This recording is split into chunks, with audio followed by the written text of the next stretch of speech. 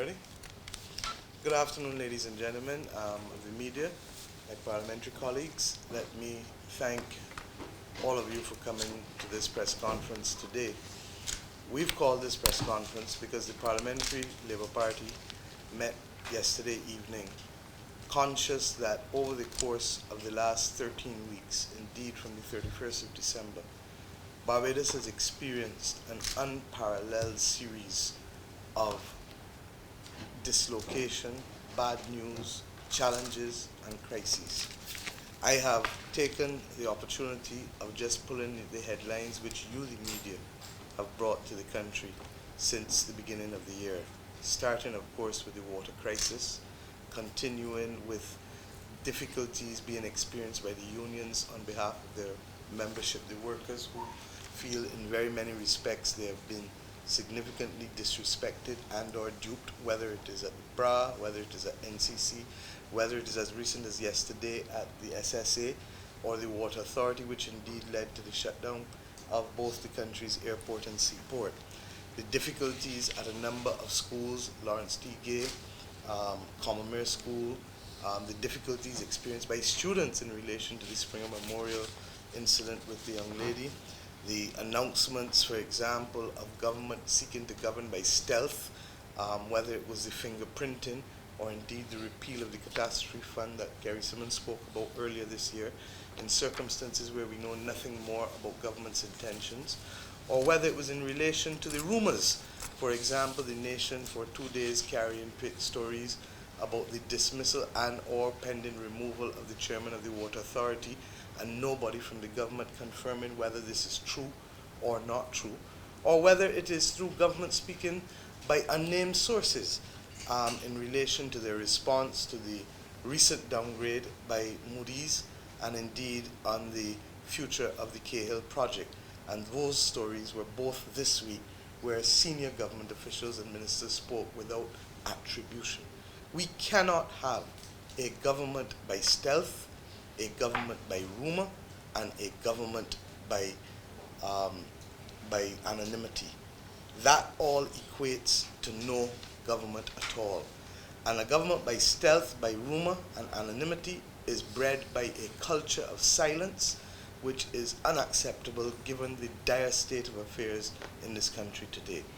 The Parliamentary Labour Party met last night, therefore, as a result against the background of 13 weeks of Barbados lurching from crisis to crisis to crisis, and the continued suffering of Barbadians. And we passed and agreed that we would next week file a motion of no confidence in the government of Barbados, because we do not believe that Barbados can continue to coast or indeed drift for another 22 months on a platform of indifference, incompetence, and indeed corruption. And to that extent, Barbadians need to be given the facts. This motion of no confidence is not about having the parliamentary majority, because we clearly do not have the parliamentary majority, but it is about bringing the facts to the people of the country, because Barbadians deserve the right to be able to determine their future and their destiny on the basis of the facts available to them. I have gone through these headlines to be able to show you that in almost every area of our governance, the government now finds itself in crisis. And I have not even referred to the transport board buses that have been burning. I haven't referred to the hospital continuing to have challenges as recent as last night, with the electricity going and the generator not kicking in for at least a few minutes, which, as you know, can be of critical concern to some patients, nor the fact that people who've been waiting to get colonoscopies for 3-4 weeks have not been able to do so because the equipment is down. I've not spoken about other areas of activity, such as the sugar industry, which for the first time in our history is now down to 7,000 tons? That is anticipated for this year. We have had no statement from the government in relation to the future of the sugar factory. We've had no statement from the government as to the money that ought to have been made available to the farmers to be able to expand production, and whether the bond is being used appropriately for the purposes for which it was raised. And we haven't had any statement from the government as it relates to the implications of this new Panama Papers and Kerry spoke again this week on it in relation to the consequences for the international business and financial services sector, because there will be collateral damage to all entities, all countries carrying out these services across the world. And this comes against the background of the deep concerns expressed by myself and other members of Parliament in relation to the withdrawal of correspondent banking in the region. Now, today is not the day for us to prosecute the case, but today is the day for us to let you know that we cannot continue to have this country coast for 22 months, to drift for 22 months on this platform of indifference, incompetence, and corruption. And it is regrettable that when we meet in Parliament, the government does not believe that the most fundamental issues facing the country ought to be discussed. We have not discussed, for example, the gross and grave indebtedness of the national insurance, of the government to the national insurance scheme. These are major issues that Barbadians are rightly and correctly worried about. During the course of this week, and Cahill and Moody's literally became the straws that broke the camel's back. People ask, how many more downgrades must the country face before the government believes that it has a duty to speak to us? And an unnamed source talking about the fact that this means nothing unless the government is doing foreign borrowing, ignores the fact that our oldest corporation, Sagicor, previously Barbados Mutual, literally re-domiciled and moved its headquarters from Barbados because of a previous downgrade and because of the cost of money. It ignores the fact that this government signed a very expensive Credit Suisse loan that has in it provisions that the interest cost to the country will increase whenever there's a downgrade. And therefore, for a government to remain absolutely mum and silent or comatose, as the Prime Minister may well be regarded, is unacceptable at this stage. We can only go further down the hole. We have chosen to use a motion of no confidence in the government because it is against the background of the theme that Barbados cannot afford to drift for 22 more months on this platform of incompetence, indifference, and corruption across government's ministries. And it is therefore difficult to isolate any one ministry because, as you see from your work, not ours, these headlines are there.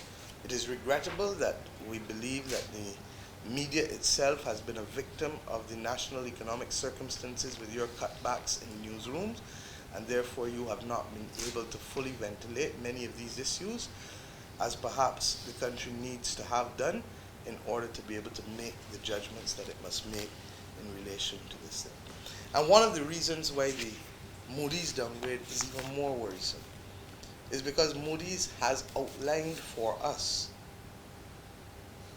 the reality of what will trigger an upward revision and a downward revision. Barbados now finds itself at the bottom of the barrel of the countries being rated, who's having its bonds being rated by Moody's. Moody's rates about 120 countries. There are only 7 or 8 countries whose ratings are the same or worse than Barbados out of that 120 almost countries.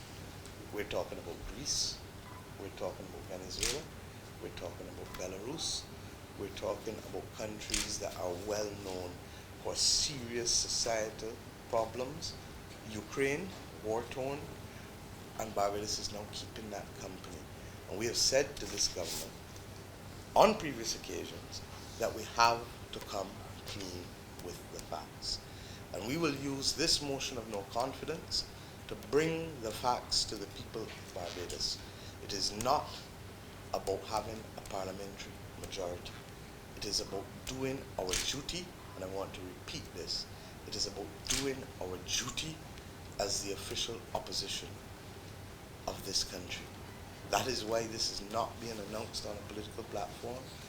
We are announcing it in the opposition office because we believe that the Barbados Labour Party has a duty to hold the government account and to express our lack of confidence in this government to govern us for the next 22 months. We also believe that just as when I stood in Carlisle Car Park, I said to you when I indicated that we were going to go on the march, that I didn't know what the outcome would be, and that we shall walk if it is me and God alone. We did our duty then, and we will do our duty now. And therefore, it is about the substance of the incompetence, the indifference, and the corruption. I might tell you that as I move around, there's a sense in which people feel that now that the government's ministers' pensions have been locked in, the don't care-ish attitude and the indifference has even increased more, and the ability to get government ministers to account on record or to discuss matters with the population has literally become more difficult. So at this point, having made the announcement, I will remind you that there were two other previous motions of no confidence that I have brought as leader of the opposition. The first one was with CLICO, and I doubt that there is a Barbadian who will say that the opposition was wrong to bring that motion of no confidence against the Minister of Finance 7 years ago, $400 million later in debt, and thousands of people, tens of thousands of people affected by this government's failure to appropriately deal with CLICO and to hold people accountable for it. The second one, and I was just discussing it with Kerry, because we drafted it in October 2013, related to the Minister of Finance and his incompetence in devising effectively a homegrown strategy in the August 2013 budget. And equally, Barbadians are now aware that that proposal, that homegrown strategy from 2013, has now been declared a total failure by all, not just the opposition, but indeed Moody's, the lady from Royal Bank, and all others who have had to comment on the Barbados economy. And it has been done so against the background that 3,000 jobs were lost. Thousands of people are now poorer, tens of thousands of people. And even as we prepare for this no confidence motion, Barbadians are now to feel the full effects in this month of April of 62,000 people losing $60 million in allowances by the end of this month when they file their income tax returns.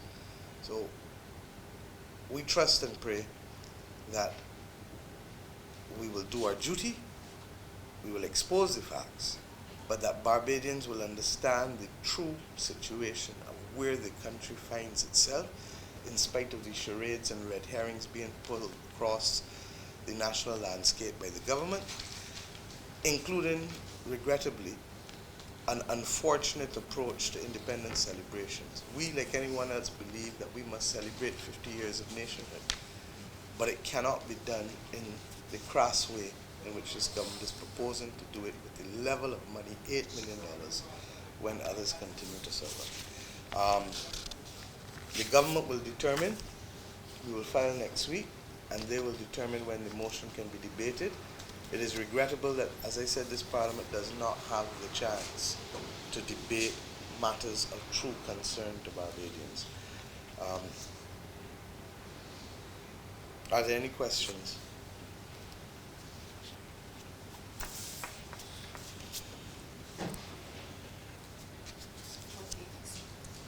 We'll file it early next week. We're drafting those. Remember, Parliament is not due to reconvene until week after next. Okay? The 19th of April, yes, thanks, to be precise.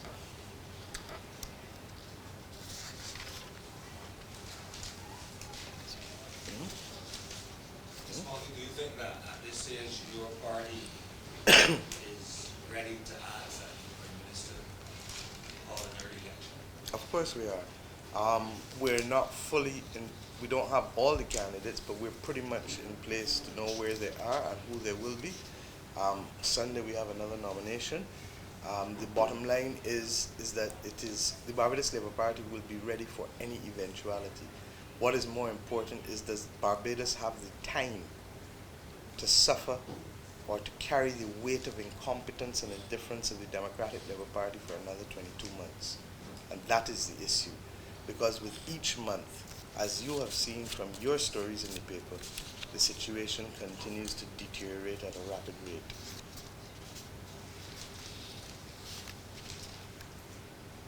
And this is a decision fully taken by the parliamentary party, which is all the MPs and the endorsed candidates, because we understand that this is no longer about the Barbados Labour Party or the Democratic Labour Party. This is about the way of life that we in Barbados have come to cherish, and whether we will continue to be able to hold on to it.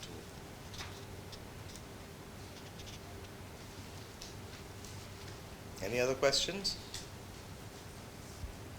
Kerry, I don't know if you want to address the issue of the confidence motions for me, please, as a parliamentary strategy. Yeah, I would want to say to you that the strategy which is before us really is one of heightening the awareness of the country as a whole. It is pretty obvious that the government holds a majority in terms of the sitting members of parliament. But that majority notwithstanding, our duty has to be to highlight the difficulties which Mia has just outlined, and to bring the country face to face with the stark reality of what is happening before us. Every stakeholder in Barbados, every citizen has a stake in the country.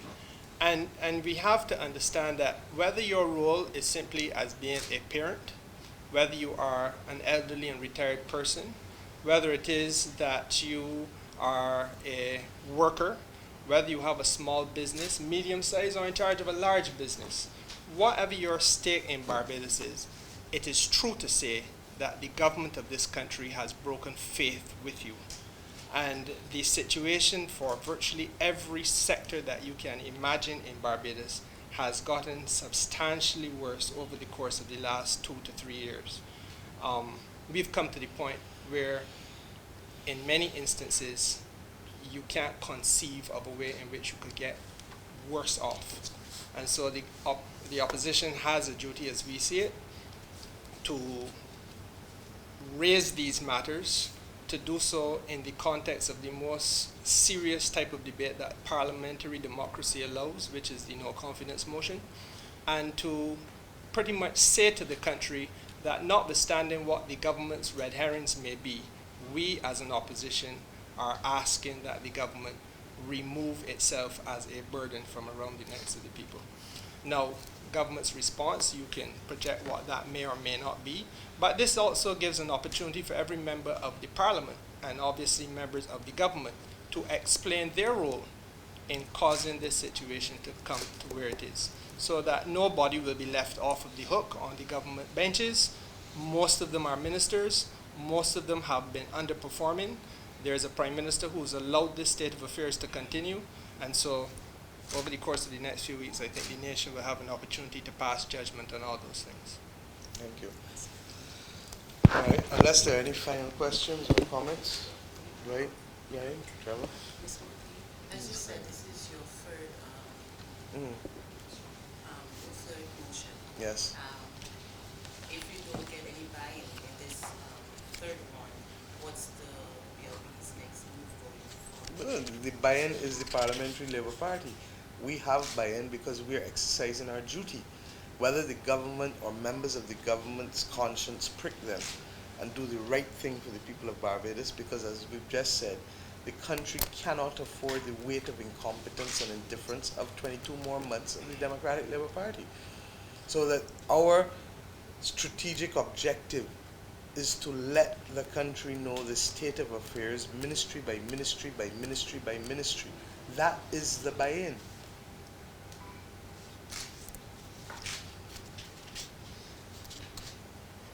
If I could just add briefly, though, I think that your own news stories have told you that there is already the buy-in, because you all have been leading the stories over the course of, let's just use this year. And I think Mia has pointed out that from the 5th of January right back to the 28th of March, I beg your pardon. Sorry, a little bit further, 6th of April, with Cahill. There has been, on a week-by-week basis, a major news story of significant proportions reflecting that Barbados is getting worse off, sector by sector.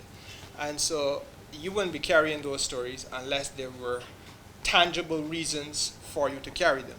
And I think the buy-in really is that the public of Barbados is living it. We are really living a day by day an unfolding nightmare. We may not be constitutionally able to just bring it to a screeching halt, but I think we all have now a stake. Party, forget about party, we all have a stake as Barbadians to put this to rest. Let me also say that this goes beyond any simple electoral cycle or any simple political party. This is reflecting a country that is fed up and does not know if it can continue to take this pressure for another 22 months.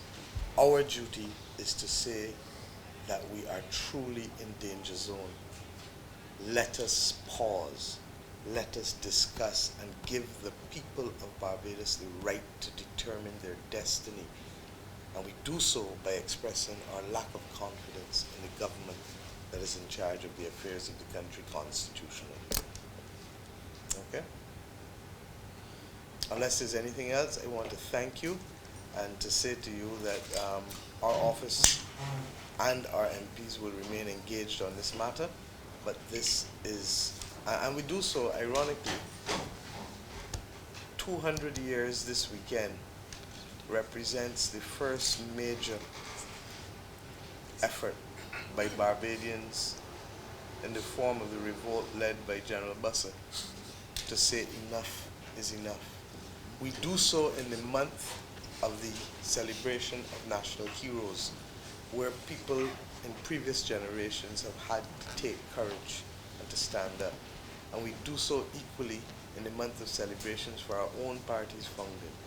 And it reminds us of why courage is the most important attribute that we must display as an opposition.